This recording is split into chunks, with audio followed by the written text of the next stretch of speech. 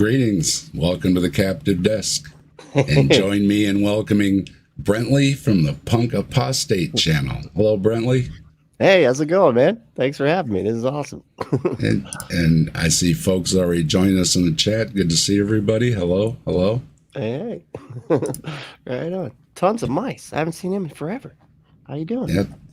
He was in the chat, or she was in the chat the other day, and I said, we'll have to go check that out. So yeah, welcome. I believe they subscribe too, so I appreciate that. Yeah, and I was on the Punk Apostate show a little while back. It was about a couple months ago or something. Yeah, we had a fun time. I think we took a look at Robin Bullock, the guitar prophet, right? And we kind of gave him a hard time about his guitar playing. I think so. That was a lot of fun, and so he was kind enough to stop by in between his busy schedule of apostating and have a chat with us here at the Captive Desk. So good to have you here. Oh yeah, man. Thank you so much. This is awesome. And I borrowed this from the About section on your channel. It reads, "Hello, I'm Brently. I am a foul-mouthed, chucklehead, apostate punker in Florida. Come join me on my journey down the fundamentalist YouTube, FundyTube, rabbit hole of absolute madness, laughing and live streaming it all the way down." And you can check out Punk Apostate's channel, links in the description, and go over there and check out. You'll have a good time, have some good laughs. I did, and I especially did yesterday. Brently was covering Ray Comfort and Jesse Lee Peterson having a discussion. It wasn't brand new or anything, but the two of them talking was extra special. And I mean, it's hard to find two of the craziest crazies together in the wild. You know, you don't usually find it like that. You got to go individually. You know, but no, it was both of them. There they were, and they were competing to who could sound dumber, I think. Yeah, it's crazy when they're out stupiding each other, and you're like, oh, they did it again. You out stupid, man. The bar's just dropping through the floor. This is incredible. Yeah, Jesse's trying to corner Ray on what the Bible says or something. And it's like neither one of you know what the Bible says. That's the strangest. Like they start just like disagreeing on stuff that didn't make any. Like he was trying to corner him, but you're just like, dude, you don't. What are you trying to get him to say? Like I don't understand. It was the weirdest disagreements that were like non-disagreement. I don't know. It's just so weird. It's like splitting hairs. Most of Jesse's discussions are like that. You're like, what is he trying to say? You know, I don't think he knows.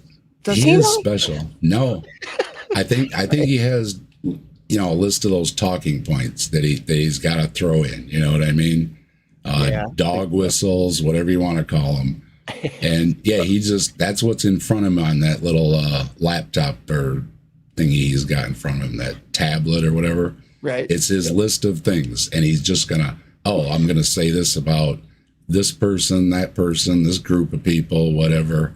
You know, talk down about women. You know, he just goes right down the list. So gotta be an alpha male. Alpha male. A beta. A beta. Amazing.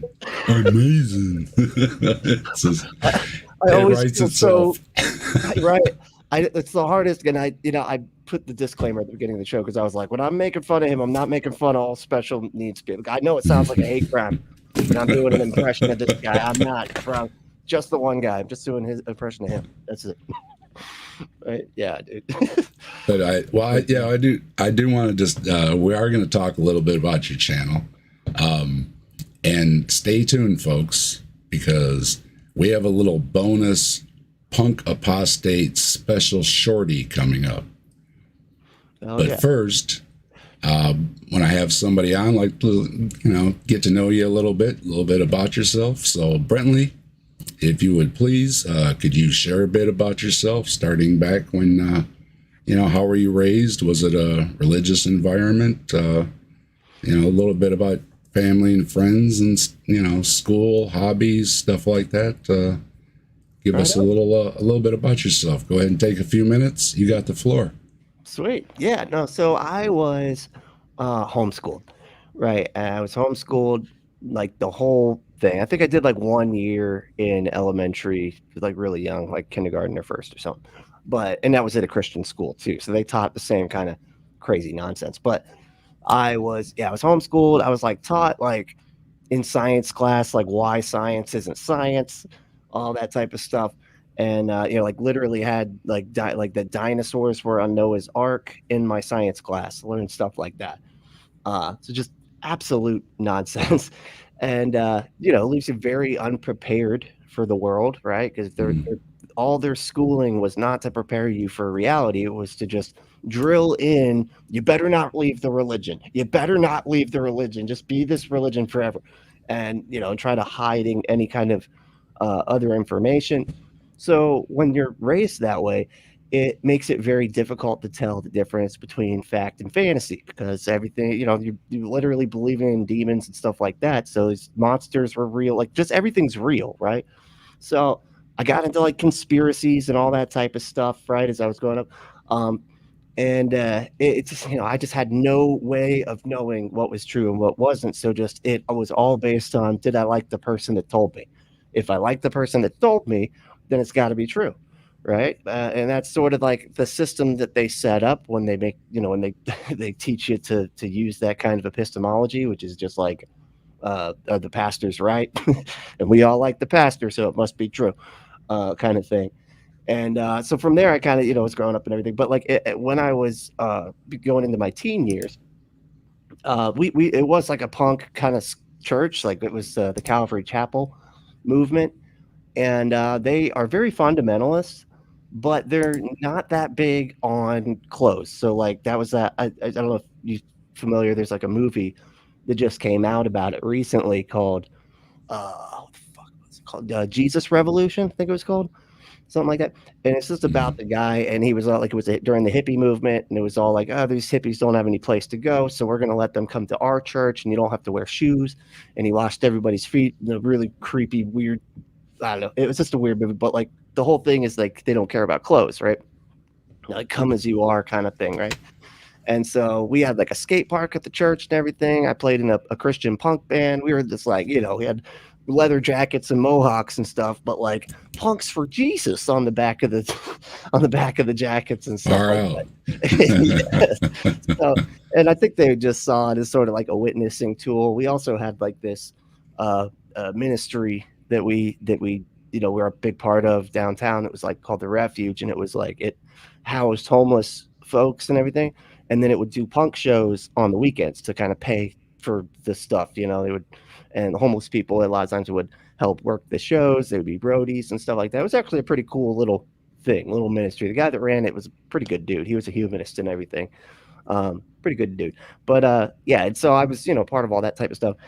And then, got to, well, I mean, I kind of stayed a Christian and stayed a punk for most of my life, until about, I want to say, what is it, like 8 years? It was like, what was when 2015, right? Yeah, that was about like when Trump started running. That was when I started to question stuff. And I had gone through a lot of like addiction type stuff. I had kind of gotten ostracized from the church. And so I had kind of gone out and gotten addicted to a bunch of crap and everything like that. And it was just, I just had the hardest time getting off of all that type of stuff until I finally deconverted around 2015 and started to actually pursue the actual science, right? The actual medical science, instead of rolling my eyes at therapists telling me that I need to do this or that and be like, I just need Jesus. They don't know what they're talking about. And so finally I started listening to him and was able to get clean and stay clean. And yeah, so it's been, I don't even know, several years now since I got off of all those kinds of drugs and stuff. And then I quit drinking too. I just totally totally clean now. But good for you, man. Good for you. Thanks, stick with it. Right. Thank you, man. Yeah, dude. It's a much more satisfying life, I'd say. Not being beholden to stuff like that, But yeah, so I think the main thing that made me like question a lot of stuff was the unquestioning loyalty that everybody had to their political party and everything like that, with Trump coming up and everything. And I don't know, just started to, I didn't ever like the guy. And I just remember having to defend him and feeling like I have to defend him and I have to do this. And I'm like, why the fuck do I feel like I have to do this? You know? And I was like, you don't, man. But to answer that question is because I'm a Christian. And so I have to be a Republican because them's the rules. Right. And so all of that started to kind of unravel. And yeah, I just kind of just started asking a bunch of questions. And I got into there was like, I really like comedy. And there was a comedy podcast that I was listening to called God Awful Movies. And they just kind of made fun of Christian movies. And because I was raised, you know, so kind of like sheltered in, I wasn't, you know, we weren't allowed to watch a lot of TV or movies or anything. So I knew all the movies that they were making fun of. And yeah, and so I ended up just listening to that podcast. I was like, okay, whatever, they're atheists, but you know, whatever, you know, I'll just listen to them actually making fun of the whatever, you know, the different. They were still funny, even though I was like uncomfortable with the atheism at first. But after a while, I kind of just like started to sink in just how toxic a lot of these ideas are that they're trying to shove into these movies. And yeah, so it was kind of snapped out of it. And once I snapped out, I was like, dude, the podcasting was like so helpful in you know, allowing me to think about things and think differently about things, specifically with it being comedic too. Like comedy kind of sneaks in under the radar there, you know. And so I was like, I want to do that. I want to do, you know, a comedy podcast or a comedy YouTube show or something along those lines. And I started doing a podcast pretty much right away. And have kind of been doing it ever since. Of course, it's changed. You know, it's changed several times. I tried different things, you know, but yeah. So I don't even know how long I've been doing it now. 8 years, something like that. 7 years. Wow. All right. Yeah. So that's pretty much it. I didn't know how long you've been doing. That's quite a while now. The Punk Apostate I've only been doing for about a year. I think I just passed up a year. Before that, I was with my partner, and we just kind of did like political commentary, but atheist type stuff as well. I was more on the atheist side, logic and stuff like that, and she was more on the political science side. So it was a lot of fun. Yeah. Well, speaking of partner, are you married, single, kids, pets? We're not married, but we kind of are. We've been together for like almost a decade. Oh, okay. You know what I mean? No kids. Yeah, we just that's something we don't really want to do, the kid thing. Right. But yeah, no, we're just partners for the most part. I think we are going to get married soon. But it's just either one of. I think both of us were a bit afraid of commitment, given a lot our past stuff, you know. So yeah, we're just kind of just being partners, right? One of my oldest friends is they've been a couple forever, and never got married, but perfectly happy and everything. So I mean, whatever works for you, Right. Yeah, like I said, we will. I do want to get married. I just want to be able to like do an actual wedding and everything. Like we'd be like, I'd be like unable to pay for a lot of it right now. So I'm sort of saving, you know what I mean? You're like, you want to do it right?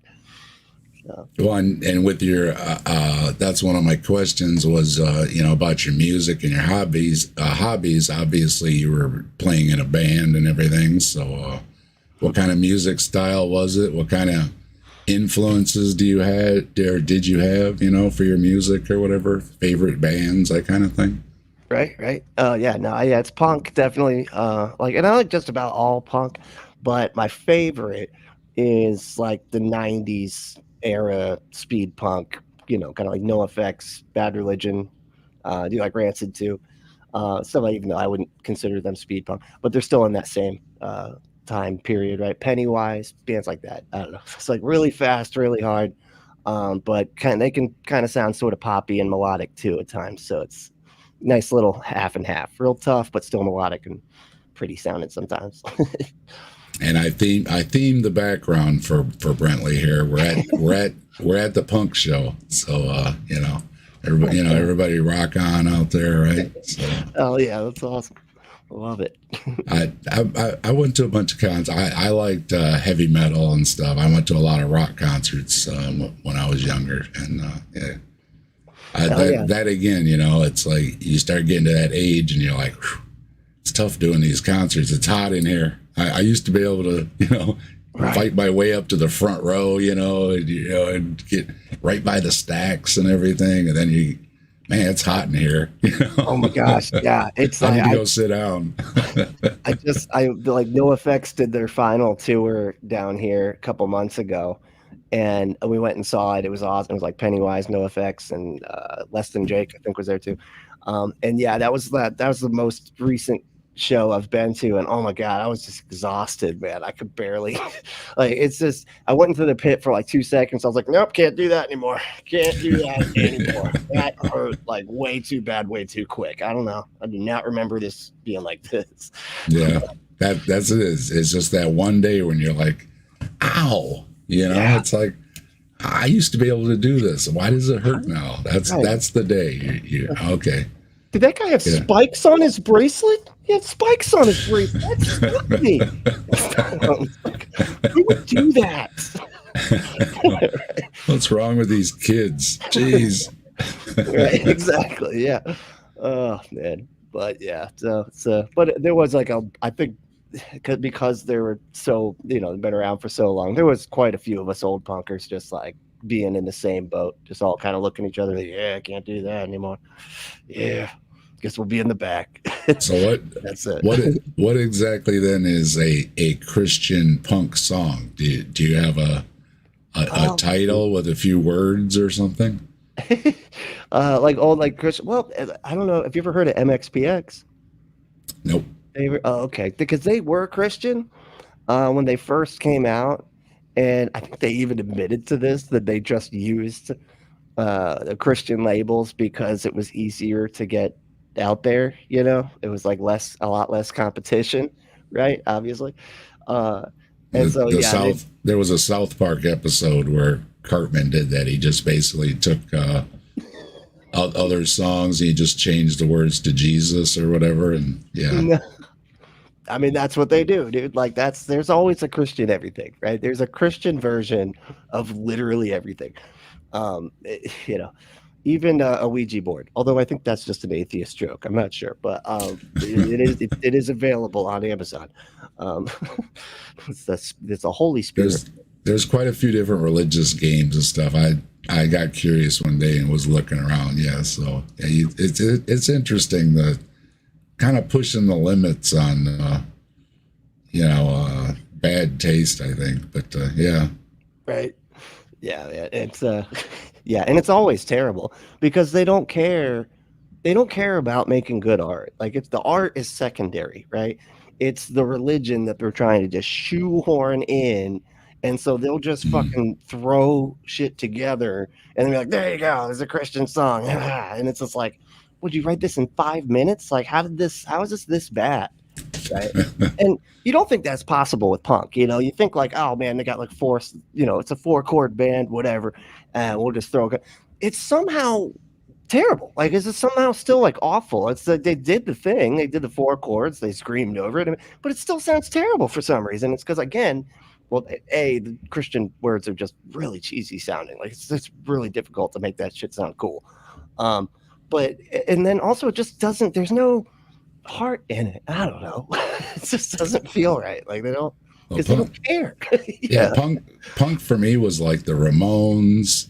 Oh yeah. And then the whole movement came out with like Blondie, and the Sex Pistols, and that whole thing, So that's what I think of punk. So when I made this little AI background here, that's what I put in, a Ramones style punk rock concert, So yeah. I think of Ramones. I'm a Ramones fan. I love Ramones. Yeah. Yeah. That's kind of like honestly, when I listen to MXPX, that's what they remind me. They remind me of a lot faster Ramones. It's just Ramones like sped up, But yeah, it's funny. But yeah, it's good stuff. Hey, I wanted to take a quick second here. I see a bunch of people here. I see Prasper here and Michael N's here. Tons of mice. The Shaking Fist. We got Spooky. Good to see you. Maya, hi. Up, Spooky. B.S. Lewis, always a pleasure. Oh, yeah. We got Mike from Answers in Atheism. Oh, nice. Hey. We got Wolfos here. Oh, damn. Got the whole crowd. Yeah, I've got James Apperson. Hello, James. If I missed anybody, hello. Andy just in. Hello, Andy. A shaking fist. Right on. Good to see everybody. And let's see now. We'll get back to okay. We got so we covered I think everything. Let me see. Do you consider yourself a atheist then? Oh yeah, I would consider myself an agnostic atheist, but definitely the title of atheist. Agnostic kind of only is based on like whether you claim knowledge or not. It's like an epistemic thing, so it's sort of separate. There's plenty of people that can argue that online, and they enjoy doing it a lot. And I always say, I didn't know what an atheist was. I just wasn't a believer. So whatever, as far as that goes, I mean, so. Yeah, I've gotten into it with people. I think it's like philosophy majors a lot of times because there's like certain things in philosophy, and I don't know what like I've had people be like, there's no peer-reviewed papers that would define atheism that way, and I'm just like, philosophy has peer-reviewed papers that they do? I didn't know they did that. I thought that was a science thing. But yeah, I was like, okay, well then to them I guess I'd be agnostic, but as far as I'm concerned, since I don't believe in any gods and I don't claim knowledge, I'm an agnostic atheist, right? So at a point you stop believing in God then. Yeah. Oh yeah. Because you did at one point, right? Yeah. And I mean, like I said, it was like very like homeschool walled in. So like it was kind of forced on me, and I didn't have access to any information, right? Because that's their whole thing, is trying to keep you away from information. So I think that's why. Was it the internet that helped you a lot then? Well, yeah. Basically, I mean, it really was just that podcast, the God Awful Movies podcast. That was sort of what opened me up to all of it, and then from there, I found like there's this other show called Cognitive Dissonance, and then found Matt Dillahunty and all that type of stuff. So yeah, just sort of, but it went from that. It was podcasts, and I think that's why I was so like wanting to be a part of that world and help people in that same way because of how it helped me. Thanks to the podcasts and all the podcasters that do a great job then. Hell yeah. Oh yeah, that shit works, man. When people sit there and say you can't reason somebody out of a belief they weren't reasoned into, that's not true. I can tell you straight out. I didn't have a chance to reason my way into it because I was born into it, right? And I was literally homeschool walled. It was like that movie. And it's weird because it's a terrible movie. Everybody says it's terrible, but it really speaks to me. It's like that movie, The Village. You ever seen that? With that M. Night Shyamalan movie, The Village? Where they're like, oh, okay, well, I almost don't want to give away the ending. But anyway, but it's like all about how they just like wall everybody in and don't let them have access to the outside world, right? Okay. And they tell them, hey, there's evil people out there. Everybody wants to hurt you. Right, everybody's like crazy outside there, and then they finally get out, and it's obviously not like that. They're like, and the one lady, she's like, "You have kindness in your voice. I wasn't expecting that." When she talks to somebody outside the village, and it was exactly like that. That was exactly like my experience. Was like everybody, they're all evil. They're with Satanists or witchcraft. They're all casting spells on you all the time. Like everything's like that outside these walls, outside of Christianity, and that just wasn't true. Now, were you like having experiences or seeing things or any of that with the pressure and everything? I remember thinking that I saw demons and stuff like that. Like I truly did believe in, because we were sort of right in the middle of the satanic panic. There's always a satanic panic going on, but we were in that 80s, 90s one that I think was pretty significant because that had like court cases involved and stuff like that, right? So it was like right in that. So it was like very much talking about demons and monsters and like, witches casting spells and shit. all the time. And so like that was like a constant fear and whatnot. And a lot of that stuff, they use fear to corner you because like you'll hear Christians people say that believe in demons and talk about it all the time. They're always like, "Oh, I don't have to be afraid. I don't have to be afraid at all. That's because I'm doing the religion super duper right," you know. And it's like, huh, you kind of just gave it away. So basically, you're saying you would be afraid if you weren't doing the religion super duper right, because then the demons could all get you, right? But that's manipulation of it all, right? Is all these fear, these fear mongering tactics to get you all terrified of just not doing the religion perfectly. You know what I mean? We tried to get the demons to show up on my summoning stream, and we didn't get any, so we were kind of let down. Yeah. You did a summoning stream? Oh yeah.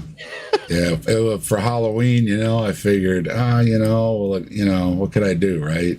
Oh, and awesome. I was watching, I think it was SJ, and something about Ouija boards, tarot cards, and I was like, man, I've heard this stuff for the last time. So I went and I bought a Ouija board and some tarot cards, and we got it out, and we had a spell book and everything, and burned the sage incense to cleanse. We did all the stuff, and got Tobin was on with me, and that's awesome. Yeah, we did some spells, and we wished all the guys out there with thinning hair to have hair, and it didn't work, but so a hair spell, damn. Right. And according to these folks, if you play around with this stuff, the demons show up, the shadows are in the background. I had 2 cameras live, and you can look at it, and nothing showed up. So we were kind of disappointed. So. Yeah, that sucks. Or the demons just don't like me. Right? Yeah, they don't. They're afraid of skeptics. That's the problem. Yeah.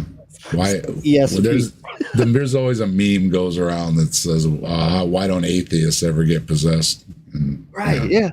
It's always Christian.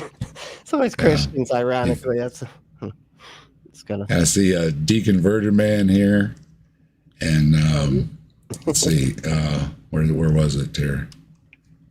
Paraspora. Dave would like The Village, I think. I'll look it up. I might have heard it, but I mean, there's certain ones I know, other stuff I may have heard, that I just don't know. So. Yeah, I didn't want to give away the ending since but I'm looking. Well, later on, I was asking. I guess The Beekeeper's out, so. Oh yeah, that looks good. We're thinking about maybe watching that later. So I like that kind of action movies. Oh hell yeah. We got a deconverted man asked you a question. Question for Brently: as the belief in God faded, did all the connected things go as well? Afterlife, angels, demons, etc. Oh yeah, that fell pretty quick. Like that. Yeah, that was almost immediate. Once, and it's weird because like I was raised so fundamentalist, right? And so if one piece went, the whole thing went, right? Because if the Bible is even slightly inerrant, or if it's even slightly errant, right? Because I was taught that it was inerrant. And I think that was like one of the first, once I saw like the just clear cut mistakes in the Bible that were like just super obvious, everything fell apart after that. You know what I mean? It did not take long. It wasn't, a lot of people are like, oh, it's this gradual thing. No, the dominoes just tackled it down. It was like, I feel like there was part of me that was always like, I don't know, this seems like maybe I'm just brainwashed, but I didn't want to admit that. And then once the dominoes just started falling, it was like, oh yeah, all this stuff's nonsense, dude. Like the afterlife, all that. Like none of it made sense anymore. Once I was like, well, if it's not this afterlife, why would it be any afterlife? And so on from there, right? So it just all crumbled quite quickly. And Paraspora said some similar. Got suspicious about religious claims at age 11. Wow. That's kind of what I did.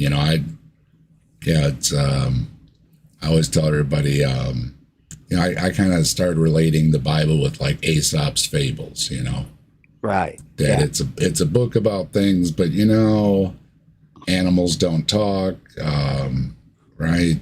Dead people stay dead. There's just some realities, I mean, there are some ape creatures that do talk, but that's a whole separate thing. But yeah. But then you're supposed to, you're supposed to get a lesson. You know what I mean? That's when people say like sour grapes or something. You know, it's from an Aesop's fable, right? It's you know, but so I. Do you know if the scorpion one? I was just talking about this. You know the scorpion one on the frog or whatever. Do you know what I'm talking about? It's like the scorpion on the back of the frog. I remember. Yeah.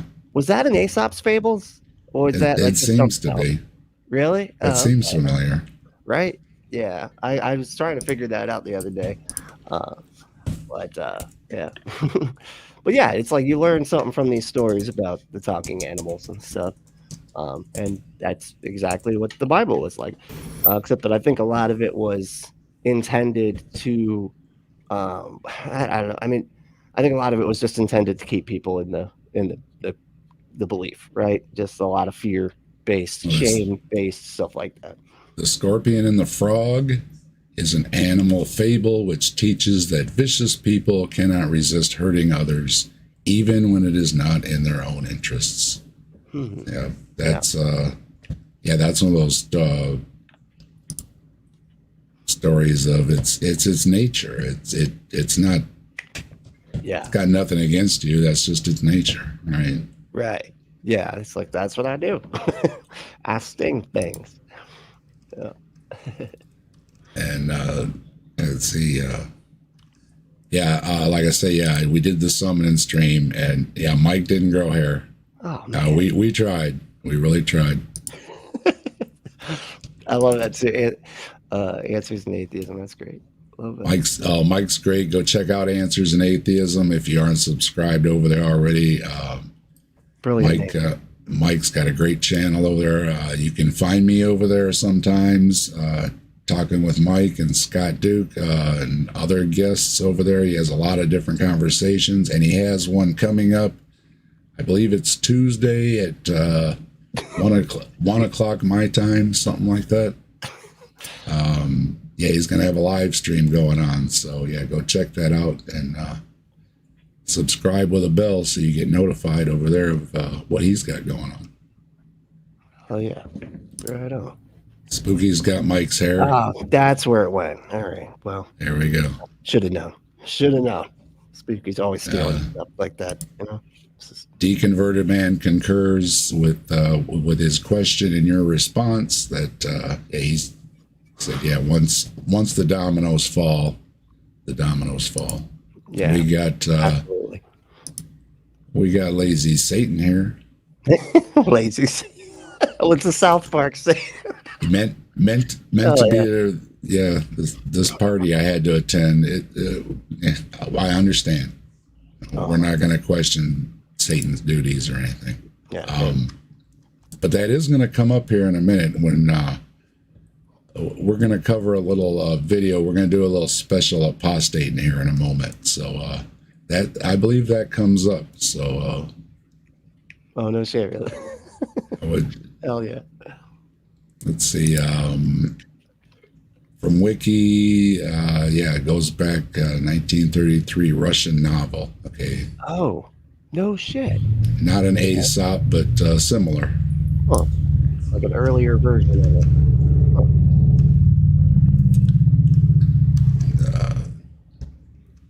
Like I said, a bunch of people know different fables and stuff, and they teach lessons and stuff. Yeah. And that's what I kind of saw that religious texts were the same way. That somebody did this and that, and again, trying to explain things like nature and where did everything come from, and God put the stars in the sky and got his paintbrush out, and whatever, right? I mean, it makes sense, honestly, for early humans that had no way of actually answering any questions. It made perfect sense to just sit there and be like, it must be a magical man that made everything, and it makes good sense, you can't fault people thousands of years ago for thinking or being afraid of natural events. I mean, thunder and lightning is pretty scary. I mean, just a good crack will make you jump, and Right. And if it hits you or something else, I mean, they witnessed its power. It can kill somebody, it can light a tree on fire, etc. So yeah, that's pretty scary. But if you're still thinking that it's Zeus doing it in the 21st century, it's a little bit of a problem. A little bit. You catch up just a little bit, folks. Okay. Right.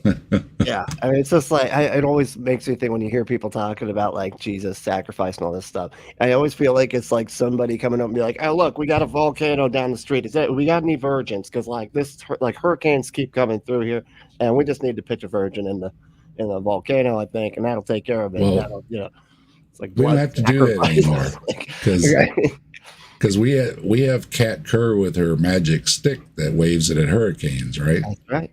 And that hurricane turned and went the other way, right? It saw her and was like, "Oh fuck, no, I'm not going to that lady. I don't." That lady is terrifying. Deacon Verderman, for Brently, you're into punk. Are you aware of Nardwuar? Oh yeah. Who has interviewed many punk bands? Yeah, I saw him interview Fat Mike. That dude is nuts. I love it. It was fun. Yeah, that dude's cool. Real cool. So,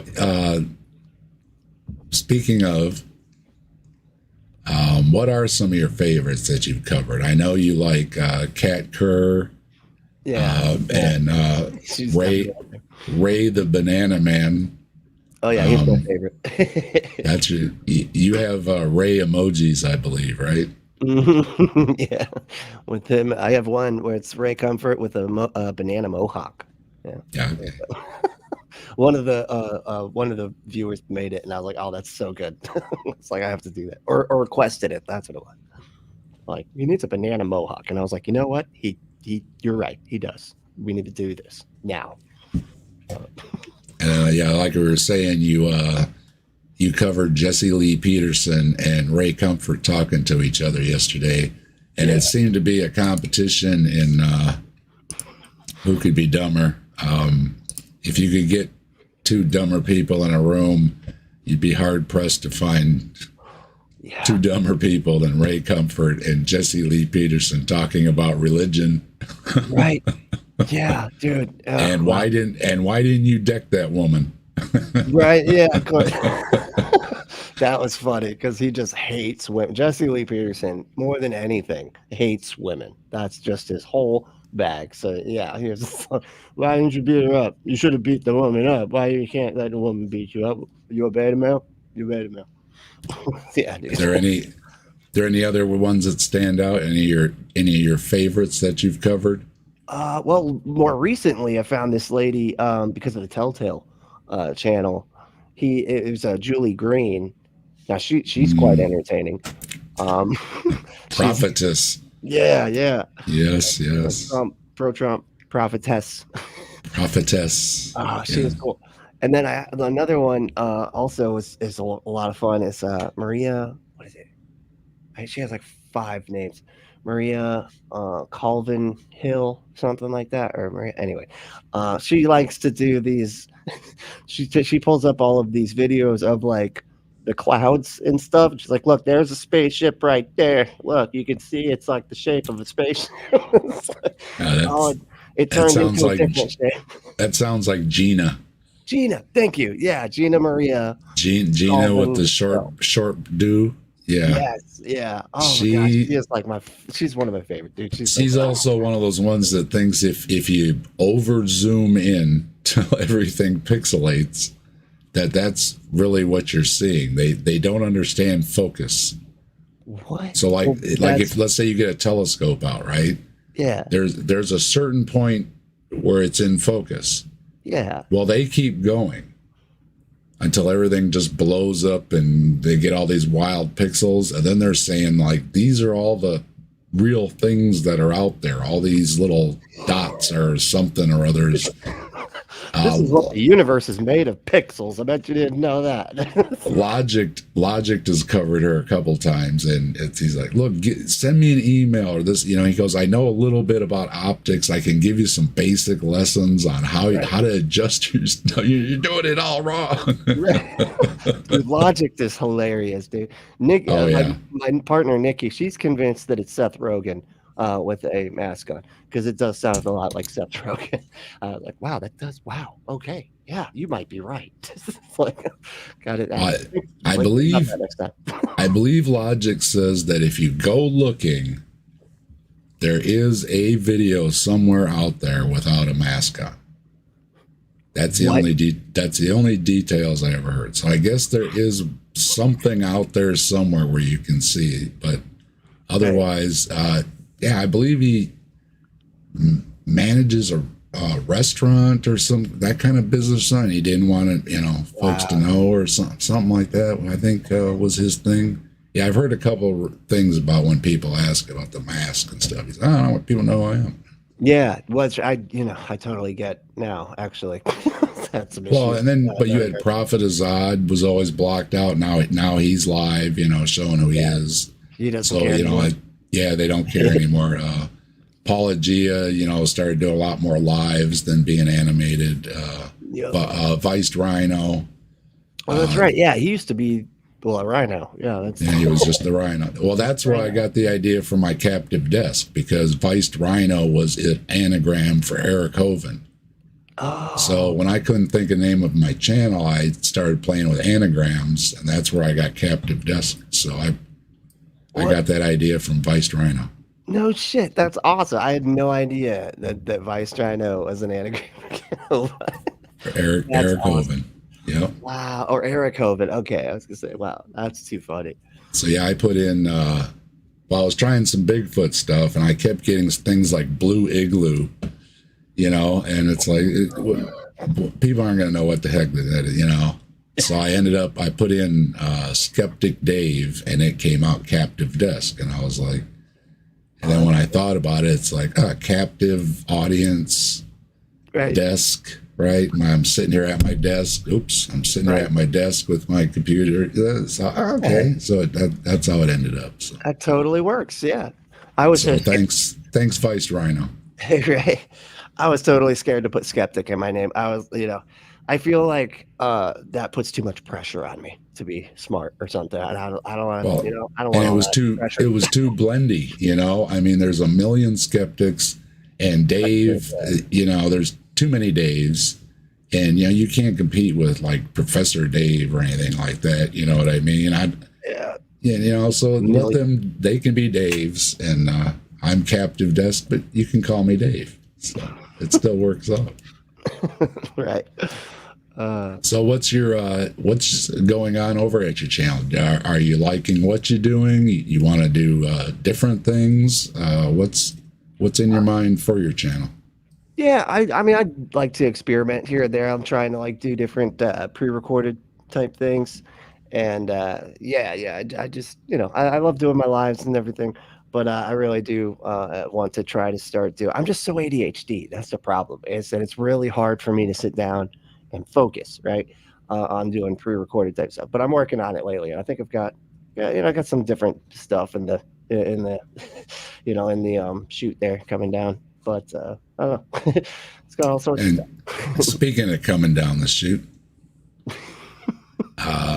if you notice the ticker running down at the bottom of the screen, make sure you get your butt some stuff over at adamandeve.com. Brently, why don't you tell folks?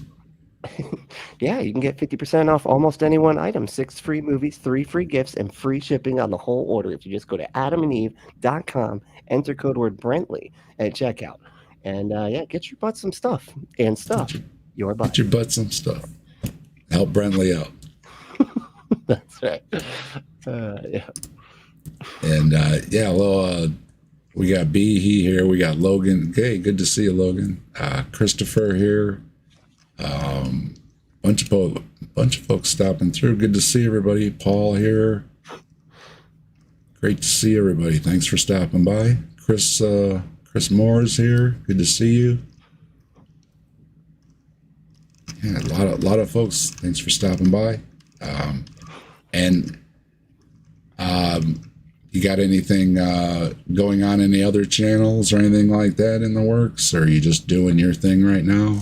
I have been going on Skeptic Haven a lot more frequently lately. So I'm doing the show called Global Atheists. I get to do it like once a month. It's like a nonprofit, which it's gonna hopefully trying to be like kind of like the ACA shows or the Line and stuff like that. Like they have call-in shows and things like that. It's just a new one, kind of up and coming. I think it's been like maybe a year that we've started in on it, but it's a lot of fun. Good deal. Go check that out, everybody. Yeah. And as promised, since we got the Punk Apostate here, and I'm taking him away from his normal apostating duties, right. I thought we better do a little apostating. And I got a little video here from one of my favorite channels to check out, because he often talks about Bigfoots. So of course, that catches my eye, right? Oh, right. And that is L.A. Marzulli. Oh yeah, I just found him recently. You know L.A. is. Okay. Oh man, I love him. Yeah, I just did a video about giants that put out there. Okay, all right, good. So you're up on him. You're ready to go. Oh yeah. So we're gonna do a little apostating here. So we'll get comfortable here. This is just a shorty little video. We're gonna do a little mini apostating here, because this is what the Punk Apostate does. Hell yeah. So let's pull up this video here. We'll do a few comments here, and we'll wrap things up. And hope everybody enjoys this.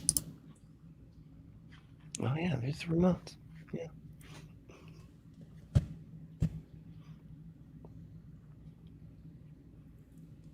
This is from Fred. Spirit attachments. My question is, since UFOs are of the supernatural, when any debris is found of a wrecked flying saucer, are there any spirits attached to it? I know from doing house blessings to rid them of spirits that are haunting them that sometimes there are items like old pictures or antique furniture or jewelry that spirits actually are attached to for whatever reason. They have to be sent away and the attachment broken for good. Good question. Yeah, that's the question I was thinking too. Right. Yeah, you gotta watch out for that UFO debris. But it's spiritual, so it just poofs as soon as it.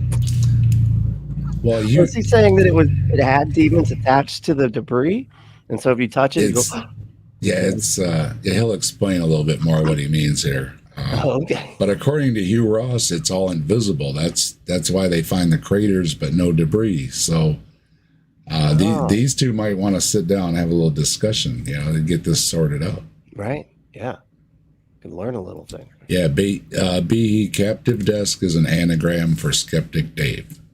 So you put Skeptic Dave in, it came out as Captive Desk, and it just kind of clicked. So that's me. Oh yeah. And my other channel is the Grassman Chronicles, which is primarily because I'm a big Bigfoot cryptid fan. But right. Again, there's a lot of channels that were called Bigfoot. But in Ohio, Bigfoot is a Grassman, so we use the Grassman. So it's still a Bigfoot without just being another Bigfoot channel. So yeah. That's kind of what it is. That's funny. We call it down here in Florida. It's the fucking Beaver Man or some stupid shit. Beaver Man. Like, that is so lame. You got skunk apes too in the swamps. That's what it. Yeah, that's so stupid. Yep. Oh, skunk ape. Yeah, I forgot about that one. Yep. That's funny. We are familiar with that. I am familiar with that. Of course he is. Spirits, demonic entities can attach to certain objects. There's no doubt about that, in my opinion. Of course, a skeptic would look. He loves to do that. There's no doubt about it. Absolutely. In my opinion. Just me. Say, well, that's just, you're just reading into that and you're just making that up. I mean, how many times do we have to prove something before we realize that objects can be charged? Once. Just once. You don't just the once. Once would be nice, right? Once would be nice. Oh, God. That's funny. This is why if you go to a foreign country and you take a so-called souvenir, you don't know who's handled that or what curse perhaps is put on that souvenir, especially masks coming out of Africa or other places. Run to the nearest exit. Wow. Okay. First of all, they are called souvenirs. It's not so called. There isn't so called. I just made this word up. A souvenir. Yeah. That's the right word. You got it. Jeez. And then second of all, of course, he brings up Africa. And it's funny too that he brings up Africa, because I remember there were certain because we were all in these fundamentalist groups, but we had other people from other denominations that were just as fundamentalist. And I remember they would get mad at us for having drums in our church, because they said that the drums conjure up demons from Africa. And I was like, why is it from Africa? It's like, they're the only ones that use drums, right? Like, I don't know. Like, no. It's why is it Africa? And it's, well, because of racism, probably, I think, maybe. I don't know. But yeah, it's uncomfortable, you know? Yeah.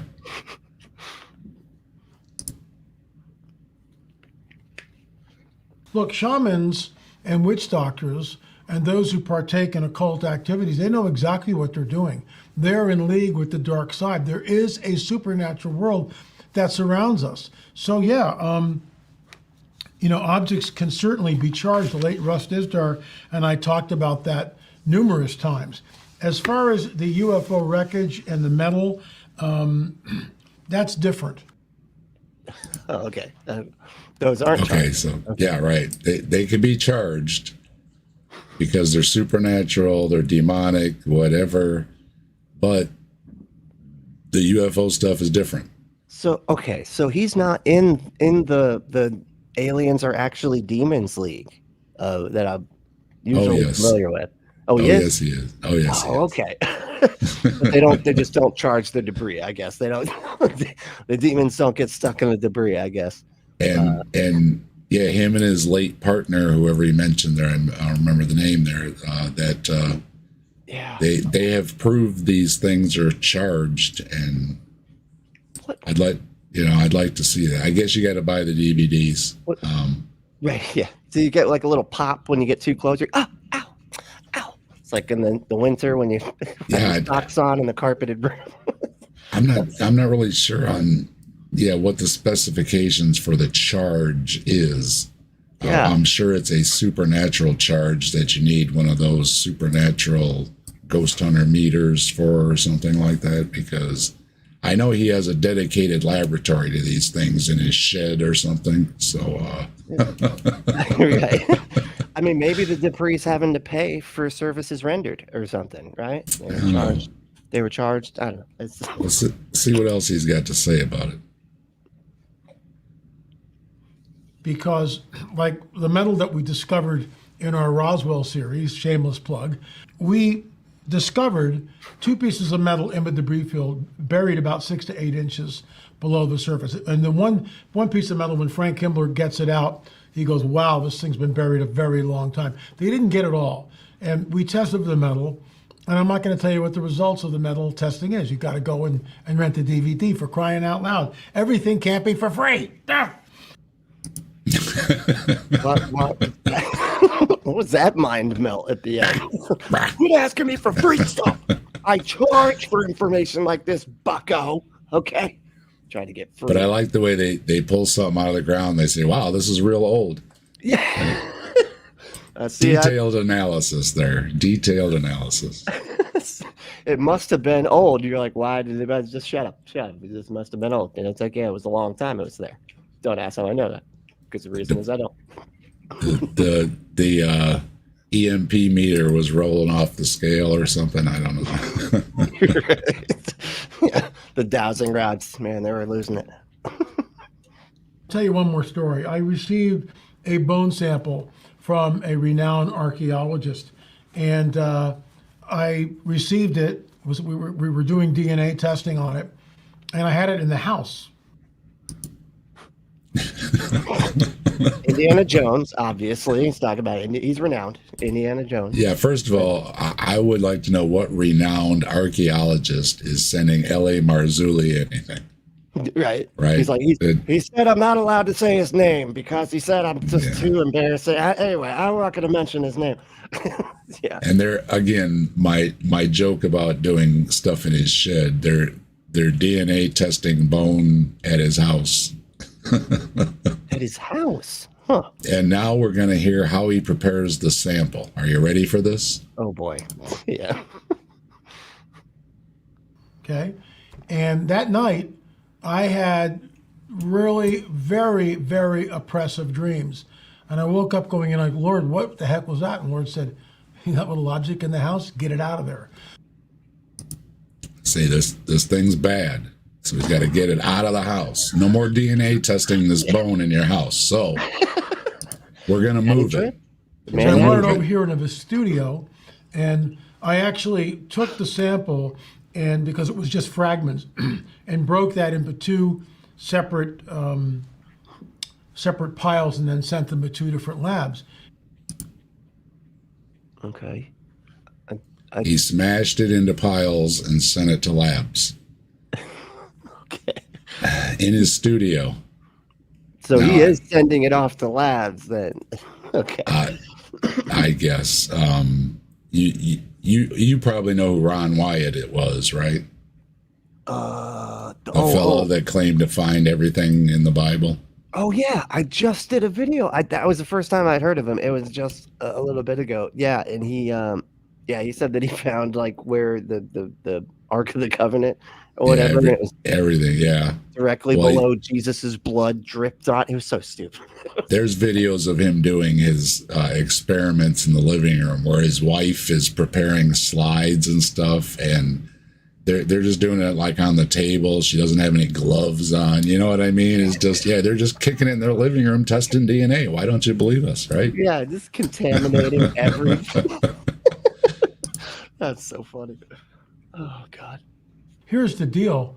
When I was doing that, I felt oppression. So some of you out there will go, oh, well, you're just making this stuff up to sell DVDs or something, blah, blah, blah.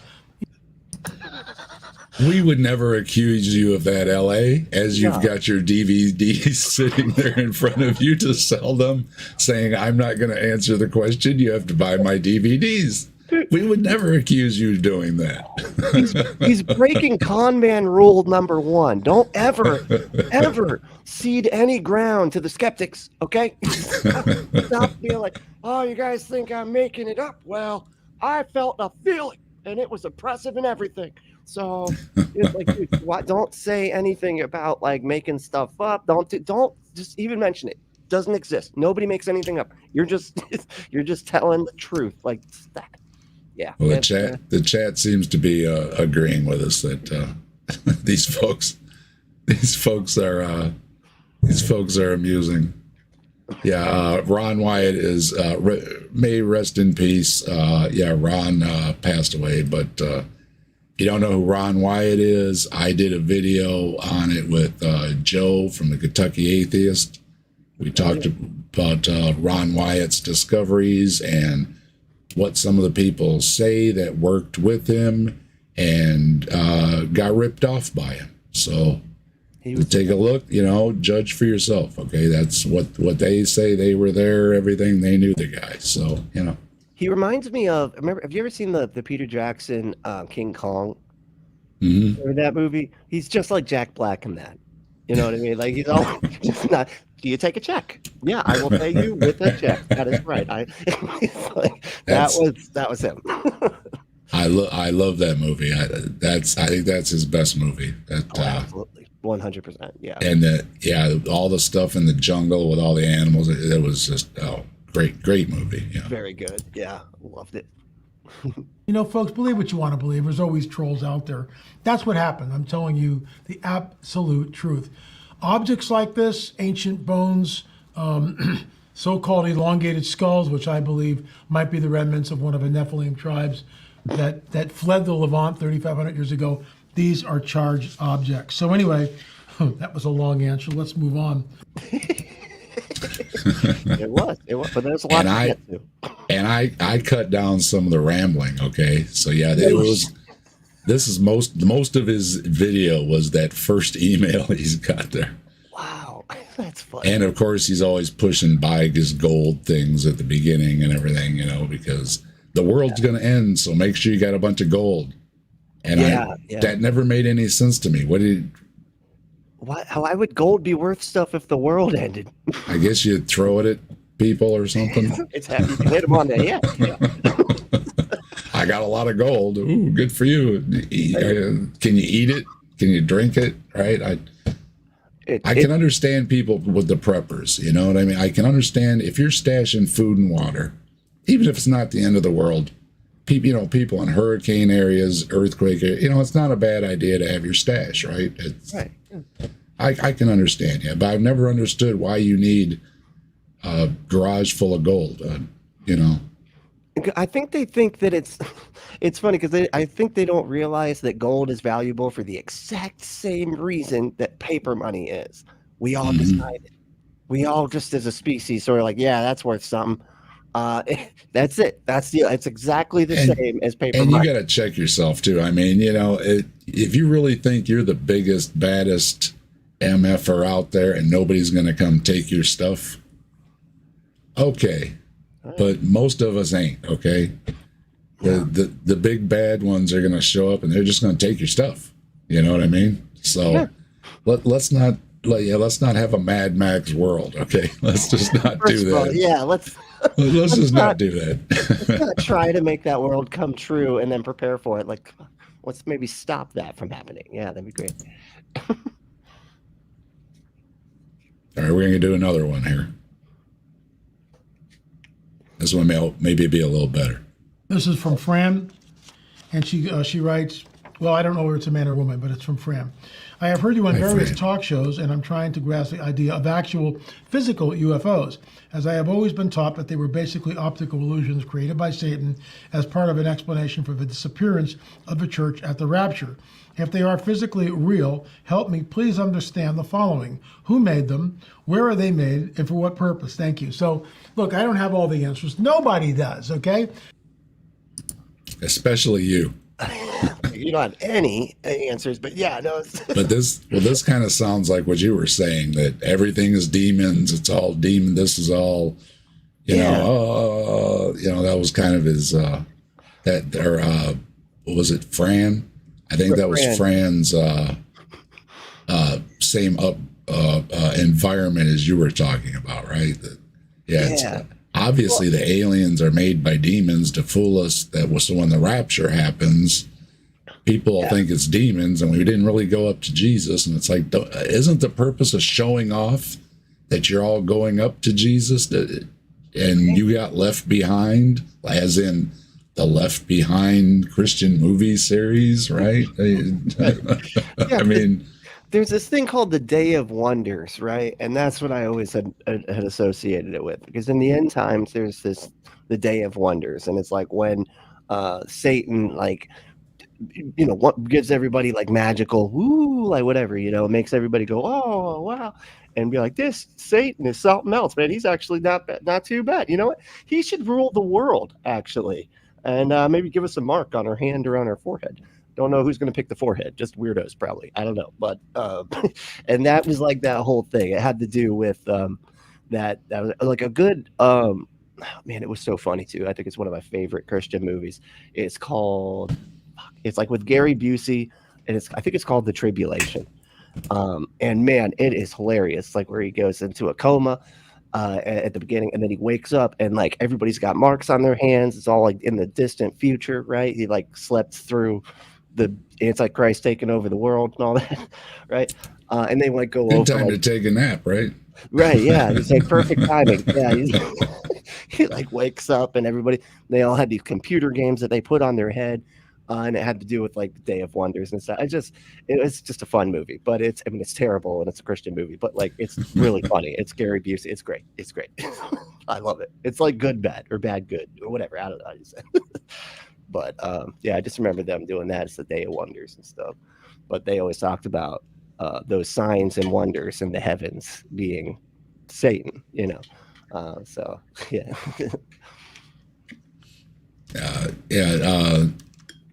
Mods in the chat, if there's an issue going on, feel free to take care of it. All right. Thank you very much. Yeah, I had issues with that person as well. But let me point to Second Kings when Elisha is there with his servant Gehazi, and they're surrounded by the Syrian army. And Elisha says, "Lord, open his eyes," and shoos Gehazi out of the tent. Gehazi goes out, and his eyes are open, and he sees what? The chariots of fire over the Syrian army. So he comes back in, and he tells Elijah what he's just seen. And here's the deal: he has nothing in his grid system that is preparing him for what he's seeing. Now, this is a classic. This goes back to Ancient Aliens 101, right from the Bible. Chariots of fire in the sky must be talking about the UFOs, right? They always look like chariots. They came to help the army, yeah. Well, as long as they aren't iron chariots, because oh yeah, God doesn't do iron chariots, but flaming chariots in the sky, that's okay. That's all right. Yeah, that's okay. And that aligns with I think one of the Hindu myths too about the fighting in the sky, and they're all flying around in the sky. Well, of course they're in chariots, but it's all they really had back then, right? And I'm sure there was just how we have Superman or whatever, man, it'd be awesome to be able to fly and lift buildings and shit. They had that back then. They're just what if a chariot could fly, man? That'd be great. Probably be on fire or something, right? Like a flaming flying chariot. That'd be awesome. But his thing is though that the UFOs are demonic, right? Yeah. That's so why is God using UFOs to help the army defeat somebody? See, it's right, because it's just mentioned. This is where you don't try to think too hard about what L.A. Marzulli is saying, okay? Yeah, because it's half the time when it's a good point. When they also do this when it comes to prophecies, right? It'll be a story about a completely different thing, having nothing to do with anything, and they're like, but that kind of lines up with the stuff they said about Jesus. And if you said that was a prophecy for Jesus, it's wow, you didn't come up with this after the fact or anything. Yeah, you didn't just start lining up similarities and then they're saying, oh, that must have been a prophecy. No, it had nothing to do with anything. It was just it just were the words in the book, and that's it. They just had the same words, But that's the type of stuff they like to do. They just like to find connections in literally everything.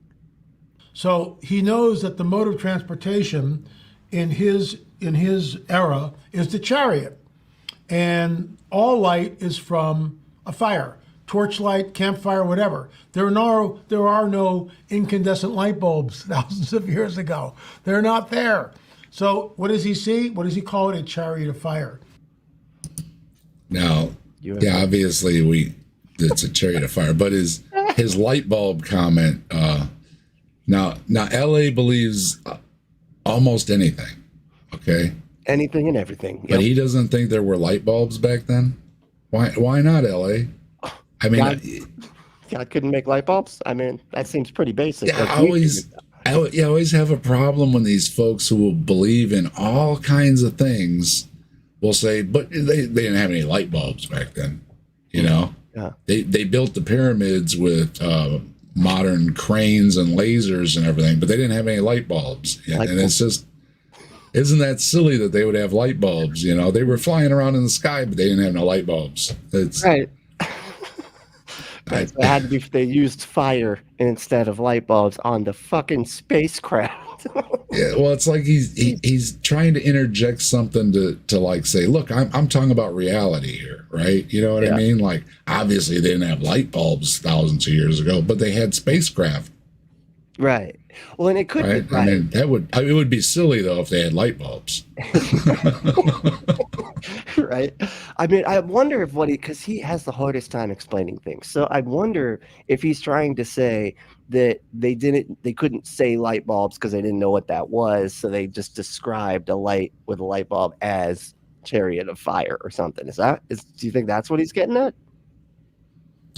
They're just using the words they have to explain. Sure. Because he's saying all they had for light was fire. So all they knew for light is fire. But so yeah, I guess the UFOs are oil burners or something.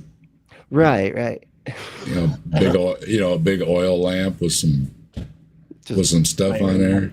Yeah, they're like, that must be fire. I don't. And then like I said, if you're gonna derail my chat, somebody will tell you goodbye. You get the hint out there, mods. Thank you very much. Yep, I had the same exact issue with them. It's like, so something's going on. There is technology in the Bible. We don't know who made them. We don't know where they're made. Nobody does. That's complete conjecture.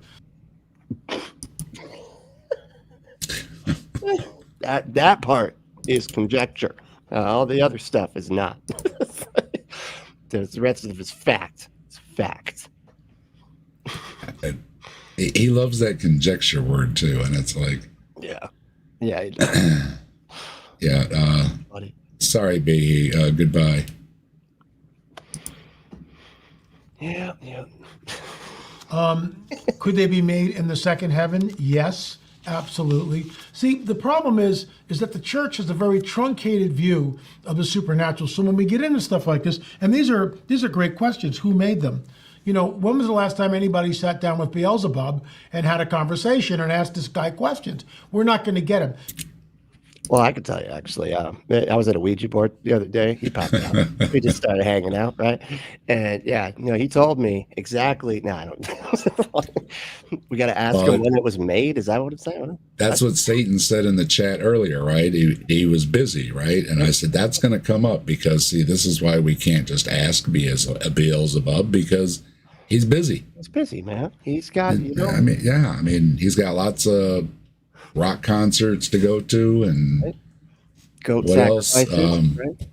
Smurf cartoons to be in, and what else bothers Matt Walsh? I'm trying to, green M&Ms, mermaids that aren't the right color. Beyonce concerts, right? Oh, beer cans with rainbows on. That's right. Yep. That'll put them right over the edge. I mean, that's just right, clear over the edge. Oh my God. That's so oh, that's great.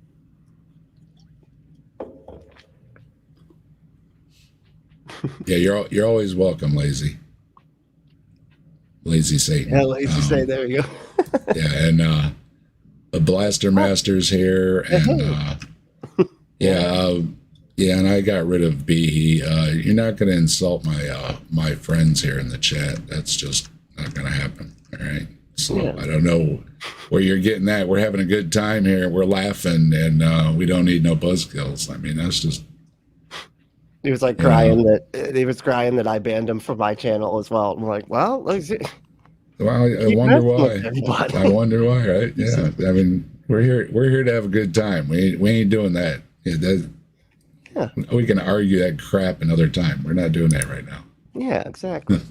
And the Guidebook of the Supernatural, i.e. our Bibles, is not exhaustive. It doesn't tell us a lot. Here's another one.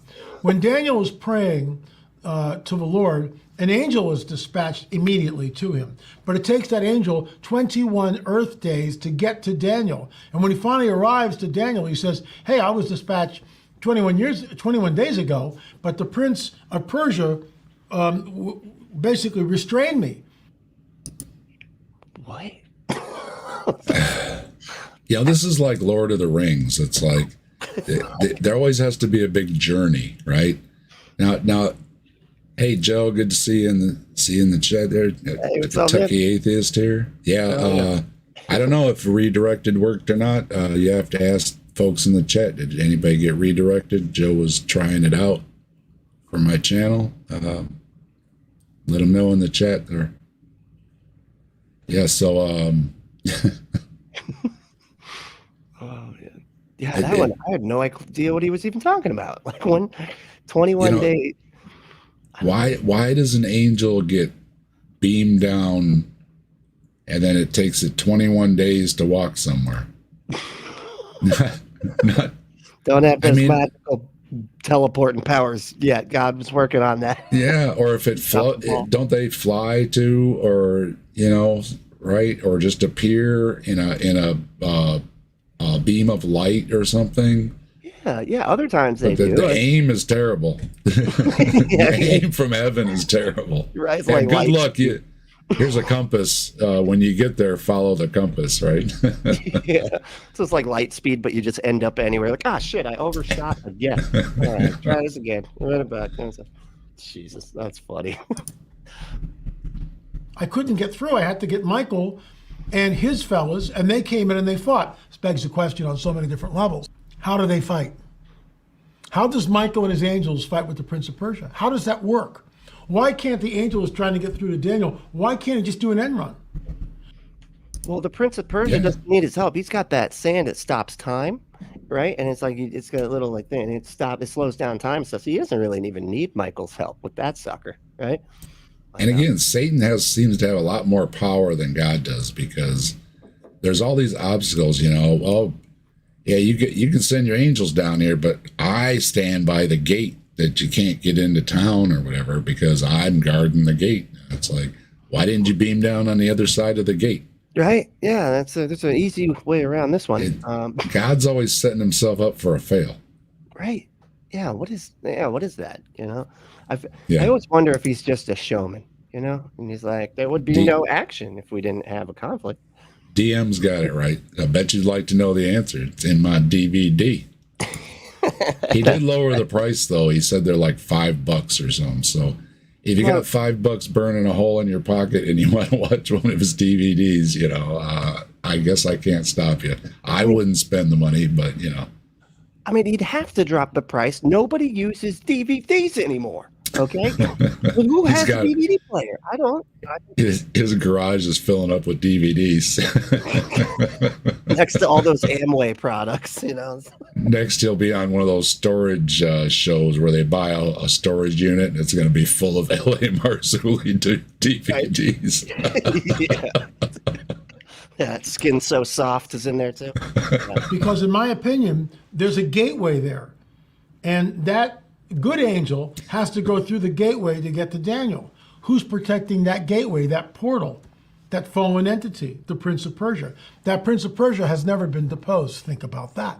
Just think about that. Wow. Yeah. We got to double think about that. So we got to address this because it was a double think about that. Mind blowing. Think about that. The devil's a gate watcher. I mean, a portal, and of course the Bigfoots are using portals too. So I hear, yeah. I don't know what the toll is that Bigfoot has to pay the prince there to get through to Ohio to be a grassman. It opens up a whole other wow, it could do a whole series of questions just on how that works. Right. Yeah, and like the Bigfoots and Satan are working together. Right, they're in on it, They just that would break my heart. Well, again, I don't know. It wouldn't be so bad, I guess. That makes them cooler. What? Yeah. I mean, like they said, they often say, Satan didn't really do that many bad things in the Bible, other than just giving God the finger. So basically, yeah. Yeah, maybe that'd be all right. Maybe a satanic Bigfoot would be all right. Well. We'll do the all hail Bigfoot, all right? That's right. And can we get a satanic Bigfoot on a T-shirt, please? Can we do that? Let's get that in the works, buddy. Thank you. Somebody take care of that for me, all right? Allhailbigfoot.com, all right? Yeah. Give me the artwork. I'll get it on a T-shirt. Satan foot or Satan big. I don't know. Have we got a big Satan or either Satan or? Foot? All foots are welcome. I don't know. That's awesome. How do they fight? Obviously, they fight in some way. It's not thumb wrestling. I'm being silly here, but it's not. Are there swords? Are there lightsabers? We don't know. I like the lightsabers. Let's go with that. Let's go with lightsabers. Thumb wrestling is silly, but do they have swords and lightsabers? Right. Lightsabers. All right. I like how he had to be like, I'm kidding, by the way, about the thumb wrestling. That was a joke. Okay. I know all you guys obviously they wouldn't thumb wrestle. That would be silly. But that was isn't that George Carlin that said a good manicurist could take care of everything if the world leaders would just thumb wrestle? That's right? pretty good. That sounds about But yeah, right. that's too silly. But lightsabers, That's not silly at all. Not silly. makes perfect sense. Not in God's army. Right. We do not laugh about lightsabers in God's army. No way. That's right. Hey, Ember. Can the fallen angels and the Hi, good Amber. angels be wounded? I think they can be. We know in the book of Revelation, Michael and his angels fight with the devil and his angels. The devil loses, I call it the great eviction notice, when the enemy, the fallen one, Satan, is cast to earth. Oh. How do they fight? And can they be wounded? They cannot be killed. They're eternal beings. But can they be wounded and then they have to sit on the sidelines till the wound heals? How long does it take for the wound to heal? We're not told any of this. We're not told. They Deadpool that shit on the sidelines. Is that what I'm hearing? I mean, this is like Greek mythology, right? You cut off a limb and they just grow back, two grow back. Right. Lightsabers, swords, they wound each other, and then they got to go sit on the sidelines until they heal, and then they just go back to fight again.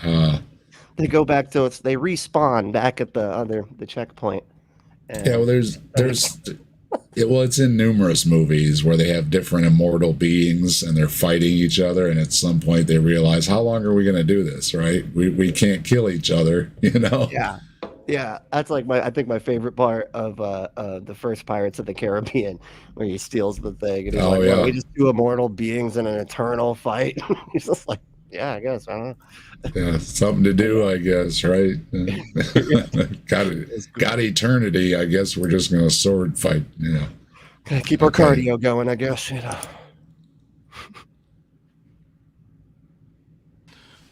An interesting sidebar is when David fights Goliath and he cuts Goliath's heads off. Why does he do that?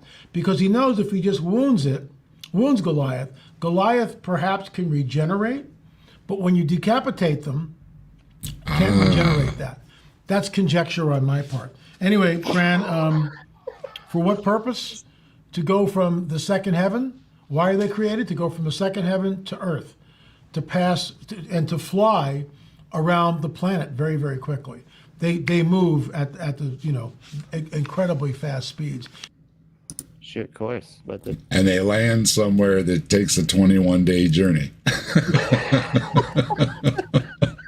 Here he is again and these demons, aliens, angels, divine things made in the others, the second heaven, he said. Yeah.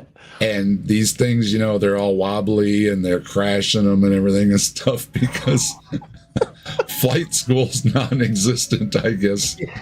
They haven't come up with flight school yet. Yeah. Hey, Angel. What's your name? Gabriel, the guy that you only know about chariots or whatever. Yeah. Get in this high-tech aircraft here.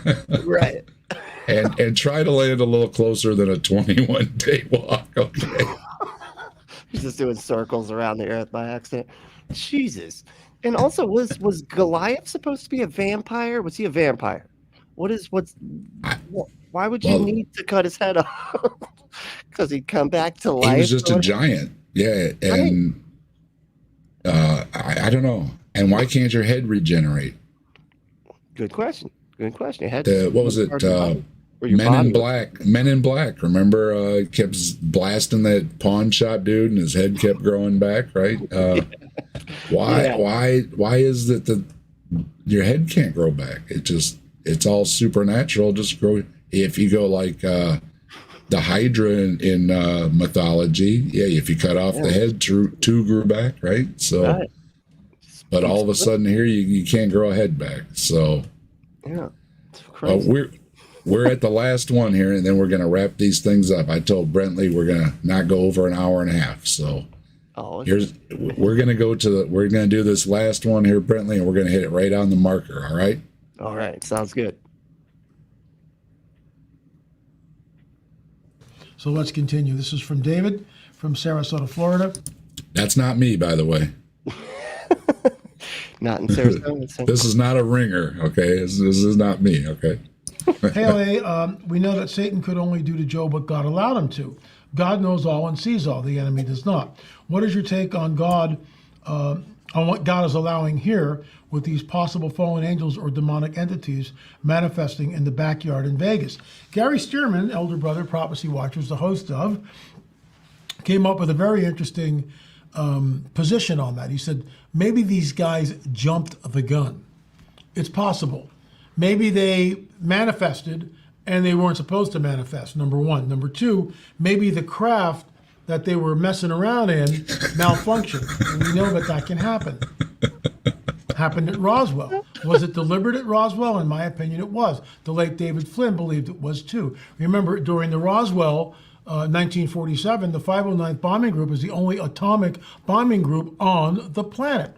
So what are we looking at? Look, it's very complex. And I'll say it again, nobody's got all the answers. It is, yeah. Remember, there was only one atomic bombing group. So the UFOs were flying around with demons and crashing, obviously. Clearly, yeah. That's. I didn't. What did it have to do with there's only one atomic bomber group in the Air Force or whatever? What did that have to do with anything? Yeah. I like the time thing, too. They were like, oh, shit, what time is it? Oh, shit, we did. Oh, it's too early, dude. It's not time. The Antichrist hasn't even showed up yet. Oh, shit. In case you don't know, there was a supposed UFO in Vegas like last summer. I think it was all over the place. Supposedly it landed in these people's backyard and the police were called and it was circulating around all the really the type of channels I frequent. That's wild. Well, anyway, that's what he's speaking about. Okay. That's awesome. So apparently, yeah, it showed up prematurely. Yeah, it's too early. That, sadly, that can be a problem for some folks. But eternal beings have a real hard time, with time stuff. They're just getting its temporal here, and it's a whole thing. They land a 21 days walk away. They appear at the wrong time, and they're in these craft they don't know how to fly, with no divine inspiration, wisdom, directions, just and the things flying. You see what he did? The UFOs flying, just wobbling around there like Somebody take the keys away from the angels, would you? Jeez. Oh, that's what it was. Or the demons. I'm not sure. He seems to mix them up which ones they are. They're angels when they're helping God's army. They're demons when they're trying to deceive us. So I guess black and white, or they're I don't know. They got badges. They're the good guys or bad guys. I don't know. But I don't. Just don't trust any of them because we can't be sure because we can't get a straight story here. That's right. It's all conjectured. So the possibility is, one, they jumped the gun. Two, there was a malfunction in the craft and the thing landed and they got out and they fixed it and they took off. Those are some possibilities. Were they there? Absolutely. New video footage shows very tall, probably 9-10 footers in the guy's backyard. If you know this gentleman in Vegas, I would love to interview this kid. I think he's 17 now. I would love to interview him. So shoot him my email, la@lamarzulli.net, and I would love to get him on the show. I love that so much. So if you've got demons in your backyard, right, make sure you get a hold of L.A. Marzulli and tell him about it. Let him know. Like they were out there with the hood popped open, they're just sitting there. They're asking for fluids. They needed to top off their fluid. I don't know cars. Now, too many people to mention have made the comparisons that these supposed high-tech aircraft from another galaxy across the universe, whatever, right, managed to traverse the universe. And then they get close to Earth, and it's like the pothole they can't miss, and they crash right into our planet, right? That's right. But if you check against the statistics against the airlines, and I know a lot of people tend to be afraid of flying, but you know what? Hardly any of those planes ever crash. Yeah. It is an extreme rarity, and they are. If you look up the airplane maps at any time, it's just amazing how many planes are flying in and out of all the airports all around the world right now. No problems, no problems. But if you get in this high-tech alien craft, you're probably going to crash. Yeah. If it's made in the second heaven from the angels, and they put the angels or the demons in to control them, they're probably going to fly like this. And they're going to crash, because obviously that's what happened at Roswell, because LA knows, right? Of course, yeah. It's the demons sneaking back into heaven and pretending to be mechanics, right? That's what it is. They're like messing up all the engines. Yeah. So if you could follow what his train of thinking is, No. I don't know what to say.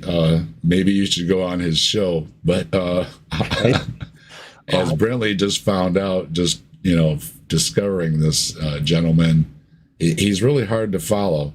Oh my God, yeah. Very hard to follow. And I couldn't resist the meme, when life gives you demons, make demonade, right? I mean, there you go. It's problem solved, right? You just make some demonade. That's it. And he sure did. Oh, I love it. So yeah, LA's one of my, like I say, he came on my radar because he thinks Bigfoots are Nephilims, and oh, he does. That's his explanation. Oh, that's awesome. Yeah, and he's got there's a video from Michigan, I think, with Bigfoots going in and out of a portal that somebody caught on their GoPro or something like that. And to me, it looks like somebody's sweating on their GoPro, but probably, yeah. Maybe it's a portal for Bigfoots that are demon aliens that are invisible, but you can pick them up, but you can't see them, but for some reason, some security cameras and GoPros can. They get them a little bit, yeah. Whatever's needed, they get that. Jeez. Yeah, that's funny, dude. Wow. But Brently knows, with doing this apostating, that there's a lot of these special videos out there, and thanks a lot for making them, because it keeps Brently busy apostating. That's right. And I got a couple little tears in my eyes chuckling there. Pretty funny stuff. So we appreciate the content for us to have a good chuckle over. Oh yeah, absolutely. And good luck with that DNA testing in your living room or your studio there, where you're bashing stuff with a hammer and sending it off in baggies. I hope you get the results you're looking for. Oh God. Oh man, I'd love to see the people at those labs be like, "What the fuck what am I supposed to do with this?"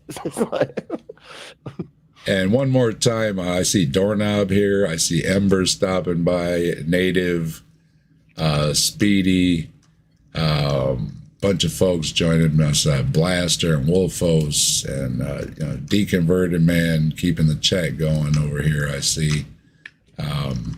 BS, so many folks here. Good to see everybody. Joe, the Kentucky Atheist, apparently broke his virginity on the redirect to my channel today. I much appreciated that. And somebody does say that it did work. So, all right, cool. Got that figured out. So, and if y'all get me up to 1,000 subs, I'll be able to redirect too. So. Get busy on that, okay? Right on, yeah. That's awesome. And everybody else. I know Mike was here. So many people are here. Good to see everybody. Thanks for stopping through. And especially thanking my guest Brently for stopping by, taking time out from his busy apostating schedule. Have a little chat with us here. That's right. Hey, thanks for having me, man. This is awesome. Love this kind of stuff. Yeah, it was a great time. Hope you had a good couple chuckles out of LA there. Oh, yeah. And thanks for sharing a little bit about yourself and about your channel and everything. And like I said, again, links in the description. Make sure you go check out Brently's channel, Punk Apostate. And get your butt some stuff. That's right. And stuff your butt at adamandeve.com. Go enter code word Brently at checkout to get 50% off almost any one item. 6 free movies, 3 free gifts, and free shipping on the whole order. Just, they got dildos. They got all sorts of stuff. I'm trying to get them to get a Ray Comfort banana-shaped dildo. I don't know if it's ever going to happen. But, we're working on that together. We're going to figure it out. But, yeah, enter code word Brently at checkout. And with that, hey, everyone, take care of your butts, all right? And Brently, you take care. Let me get that. There we go. You take care of your butt too. All right. Oh, I will. Thank you. I'll put some stuff in there. Thanks again for joining us, Brently. You want to say goodbye to everyone? Right. Yeah. Thanks everybody for hanging out. This is awesome. Thanks everyone. And if you like videos like these, drop a comment, like, share, and subscribe with a bell to get notified for future videos. And we will see you then.